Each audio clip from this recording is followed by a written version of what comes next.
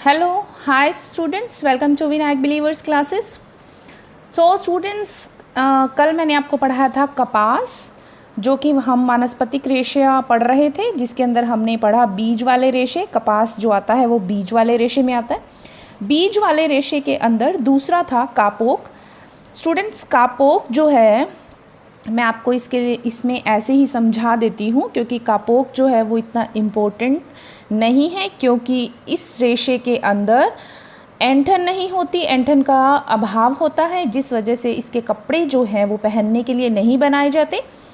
इसके लिए बनाए जाते हैं आपके चटाई बनाई जाती है, मैट्स जिसको बोलते हैं, आपके जीवन रक्षक पेटियाँ बनाई जाती हैं, ठीक है, जिसको लाइफ सेविंग बॉक्सेस बोलते हैं। उसके अलावा इनको पिल्लोज़ में और आपके जो बिस्तर होते हैं उनमें इन रेशों को भरा जाता है। और मॉइस्चर रेसिस्टेंस होता है, नमी अवरोधकता का इसमें गुण होता है। उसके अलावा इसमें ध्वनि अवरोधकता के लिए, मीन्स की साउंड प्रूफिंग के लिए इनका यूज़ किया जाता है वायुयान में, ठीक है, एरोप्लेन्स में। इसके बारे में इतनी ही जानकारी है, क्योंकि इसके लिए वस्त्र जो है पहनने के लिए, इस रेशे के जो वस्त्र हैं वो पहनने के लिए नहीं बनाए जाते, ठीक है। स्टूडेंट्स, चलते हैं हमारे नेक्स्ट वानस्पतिक रेशे के अंदर। सेकंड जो आ रहा था वो तने से प्राप्त रेशा। तने से जो प्राप्त रेशा है उसमें फर्स्ट हम पढ़ेंगे लीनन के बारे में। तने से प्राप्त रेशा, लीनन के बारे में हम जानकारी लेंगे। स्टूडेंट, इसको अच्छे से समझिएगा। लीनन जो है वो तने से प्राप्त होने वाला जो भी रेशा होता है, तने से जो रेशा हमें प्राप्त होता है उस रेशे को खमीरीकरण की क्रिया के द्वारा खींच कर निकाला जाता है। मीन्स की रेशों को गलाया जाता है, उसमें खमीरीकरण की क्रिया करवाई जाती है, फिर उनको खींच कर निकाला जाता है। तने से जो भी हमें रेशा प्राप्त होता है उसके लिए कौन सी प्रक्रिया की जाती है? खमीरीकरण की प्रक्रिया की जाती है। आगे देखिए, लीनन जो है, लीनन वनस्पति जगत का दूसरा रेशा माना जाता है। मीन्स की सेकंड नंबर का रेशा जो वनस्पति जगत का जो माना जाता है वो माना जाता है आपके लीनन। लीनन के रेशे किस पौधे से प्राप्त होते हैं? लीनन के रेशे आपके प्राप्त होते हैं फ्लैक्स के पौधे से। लीनन के रेशे प्राप्त होते हैं। इस फ्लैक्स को सन भी बोलते हैं, आप ध्यान रखिएगा, सन का पौधा भी बोलते हैं। इसके दो नाम हैं, सन या फिर फ्लेक्स। तो लीनन के जो रेशे प्राप्त होते हैं वो प्राप्त होते हैं सन से या फिर फ्लेक्स के पौधे से। वनस्पतिक नाम की बात करें तो वनस्पतिक नाम जो है इनका, लीनन का जो वनस्पतिक नाम है वो है, आप यहाँ लीनन है न, ध्यान रखिएगा, लीनन का वनस्पतिक नाम है लीनन आपके यूसिटेटिशियम, ठीक है, लीनम यूसिटेटिशियम इसका नाम है। ये है आपके शांति, पवित्रता, ऐश्वर्य व वैभव का सूचक माना जाता है। लीनन के रेशे को शांति, पवित्रता, ऐश्वर्य व वैभव का सूचक माना जाता है। ओके, नाउ चलते हैं हम, लीनन का जो पौधा है उसके पीछे क्या उद्देश्य है, लीनन का पौधा क्यों लगाया जाता है, क्यों उसको बोया जाता है। लीनन का पौधा आपके बोया जाता है बीज प्राप्त करने के लिए और रेशे प्राप्त करने के लिए। दो चीज़ों के लिए लीनन का जो रेशा है वो बोया जाता है, लीनन का जो बीज लगाया जाता है। इसमें बीज का क्या यूज़ है? लिंसिड ऑयल के लिए यूज़ होता है बीज, पेंट के लिए, वार्निश के लिए, पॉलिश के लिए और चिकने कपड़े बनाने के लिए, कृत्रिम चमड़े के लिए आदि बनाए जाते हैं। किससे? बीज प्राप्त करते हैं। और लीनन का जो पौधा है वो बीज प्राप्त करने के लिए लगाया जाता है, क्योंकि बीज से ऑयल भी मिलता है, पेंट, वार्निश, पॉलिश, ठीक है, ये सब चीज़ें, और रेशा प्राप्त करने के लिए, ठीक है। लीनन का जो पौधा है वो सेकंड रेशा प्राप्त करने के उद्देश्य से लगाया जाता है। रेशे को प्राप्त करने के लिए दो किस्म के पौधे होते हैं। फर्स्ट होता है नीले फूल वाले लीनन, दूसरा होता है आपके सफ़ेद फूल वाले लीनन। ध्यान रखिएगा, नीले फूल वाले लीनन उत्तम कोटि के होते हैं और अत्यंत सुंदर बारीक रेशे इनसे प्राप्त किए जाते हैं। और सफ़ेद जो होते हैं वो आपके निम्न कोटि के होते हैं, ठीक है, श्रेणी के होते हैं, और आपके इसमें खुरदरे होते हैं, मोटे होते हैं, और परंतु ये होते क्या हैं? मजबूत होते हैं। नीले फूल वाले उत्तम कोटि के, सफ़ेद फूल वाले निम्न कोटि के। नीले फूल वाले अत्यधिक सुंदर बारीक रेशे और सफ़ेद फूल वाले खुरदरे, मोटे परंतु मजबूत होते हैं। ये डिफरेंसेस आप इसमें ध्यान रखिएगा। नाउ चलते हैं हम, इसकी जलवायु कैसी होती है। चलिए जलवायु देखते हैं, किस तरह की जलवायु पौधे के लिए आवश्यक है। जलवायु समशीतोष्ण नम व आर्द्र जलवायु की आवश्यकता होती है, नमी भी हो, आर्द्रता भी हो, समशीतोष्ण होनी चाहिए जलवायु। मिट्टी कैसी हो, भुरभुरी हो, गहरी उपजाऊ होती है, ठीक है, गहरी उपजाऊ होनी चाहिए, उसको उपजाऊ किया जाता है इस पौधे को बोने के लिए।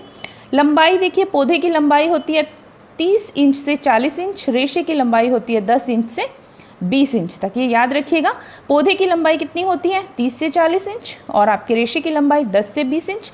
और व्यास कितना होता है रेशे का, 15 से 18 माइक्रोन व्यास होता है रेशे का, 15 से 18 माइक्रोन। उसके अलावा देखिए हम चलते हैं आगे, लीनन का वस्त्र जो है उसके उत्पादन की प्रक्रिया कैसी होती है। लीनन के वस्त्र के उत्पादन की प्रक्रिया, चलते हैं इस पर। लीनन वस्त्र उत्पादन की प्रक्रिया के अंदर देखिए निर्माण प्रक्रिया, फसल उखाड़ना फर्स्ट आपके इसमें प्रोसेसिंग में चलते हैं। तो फसल उखाड़ना मीन्स हार्वेस्टिंग ऑफ प्लांट्स। क्या किया जाता है, प्लांट्स को उखाड़ा जाता है, खींचकर उनको निकाला जाता है, ठीक है, कटाई जिसको बोला जाता है बेसिकली, जब ये पककर तैयार हो जाता है। ओके, दूसरा आता है आपके इसमें सुखाना व सफाई की प्रक्रिया। सुखाना और सफाई देखिए क्या होता है, फ्लैक्स का जो पौधा होता है उसको सुखाया जाता है धूप में, ठीक है। उसके बाद इनके पास जो भी पत्तियां बीज होते हैं उनको सेपरेट कर लिया जाता है, ठीक है।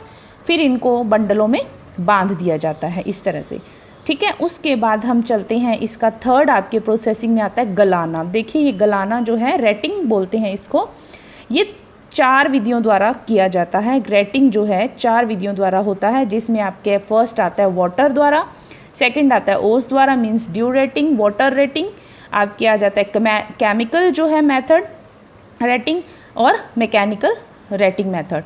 सो इसके अंदर हम देखते हैं गलाना में पानी के द्वारा गलाना जो होता है, इसमें क्या करते हैं, जो बंडल्स होते हैं उनको पानी में डाल दिया जाता है और इनमें खमीरीकरण की क्रिया करवाई जाती है। बताया था मैंने आपको भी पीछे कि खमीरीकरण की क्रिया करवाई जाती है, ठीक है।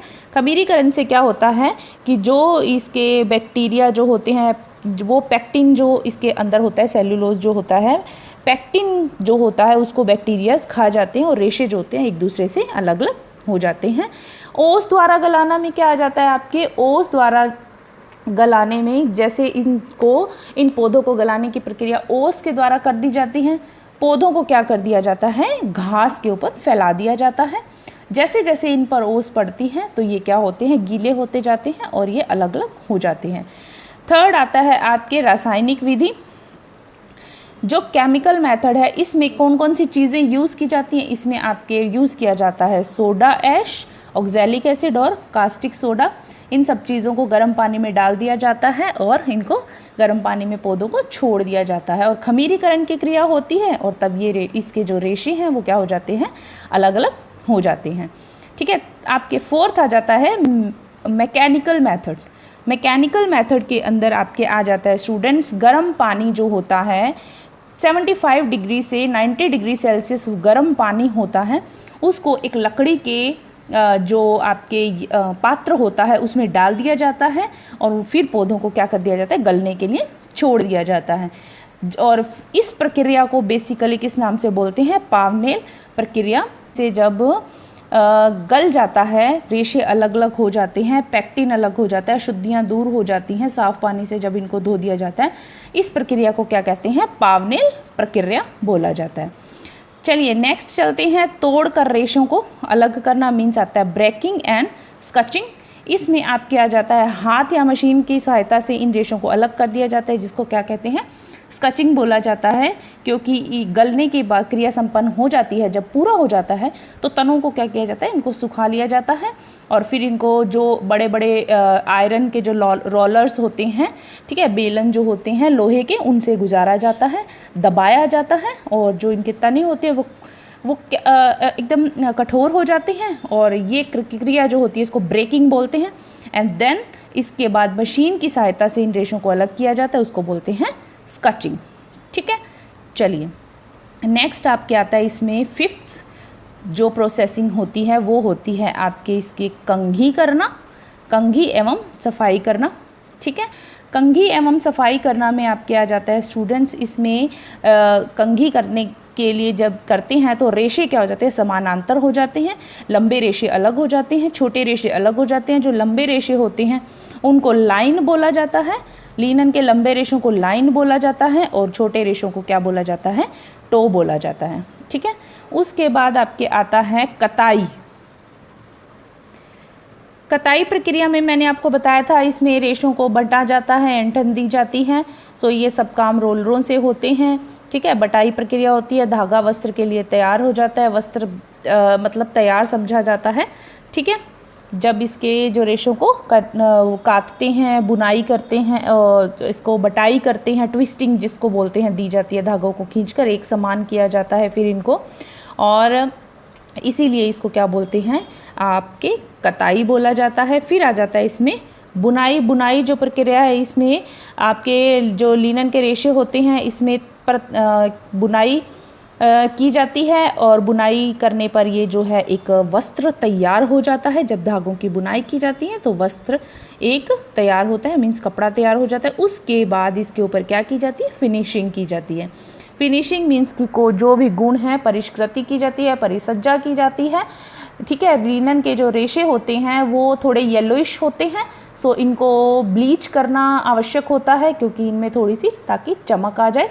ठीक है, सो ये इनको ग्रास पर फैलाकर इन पर ब्लीचिंग की जाती है, इसमें फिनिशिंग लाई जाती है इनके रेशों में। ठीक है, नाउ नेक्स्ट चलते हैं हम लिनन की विशेषताएं, मीन्स की कैरेक्टरिस्टिक्स ऑफ लिनन। इसमें आता है भौतिक विशेषता, और आपके भौतिक विशेषता में सबसे पहले हम देखते हैं संगठन कैसा होता है। सेल्यूलोजिक रेशा है, सेल्यूलोज होता है इसमें 71%, पैक्टिन होता है 9.5%। ठीक है, 9.5%, एंड आपके वाटर होता है 11%, और अन्य चीज़ जो होती हैं चीज़ें वो होती है इसमें 6% तक। तो भौतिक विशेषता तो इसकी संगठन में ये सब चीज़ें आ जाती हैं। और उसके अलावा भौतिक विशेषता में हम देखें तो इसमें होती है अपूर्व चमक, मीन्स की अच्छी चमक होती है। रंग जो होता है इसका हल्का होता है, फिर पीला हो जाता है, पीला, फिर गहरा पीला हो जाता है, एंड देन लास्ट में इसका जो कलर है वो कैसा हो जाता है, ग्रे हो जाता है।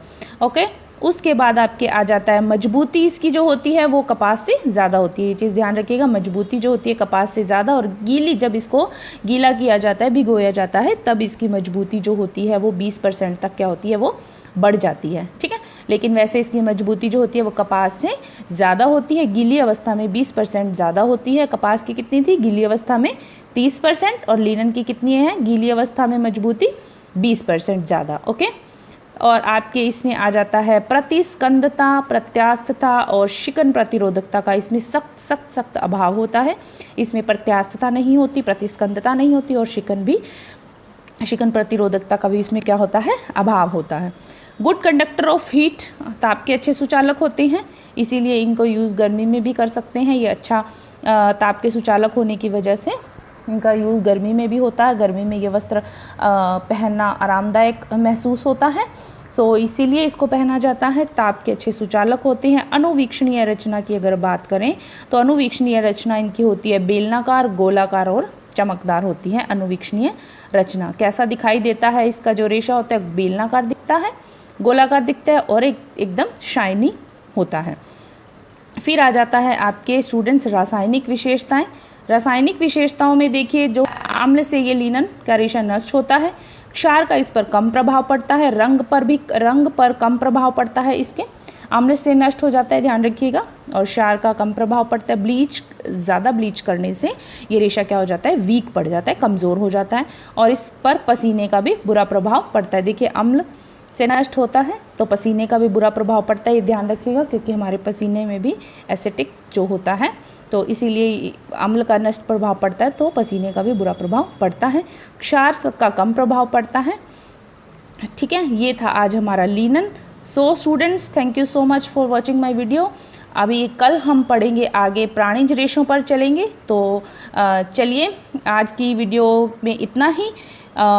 Thank you so much for watching my video. मेरी वीडियो अच्छी लगी हो तो लाइक, शेयर, सब्सक्राइब करना नहीं भूलिएगा।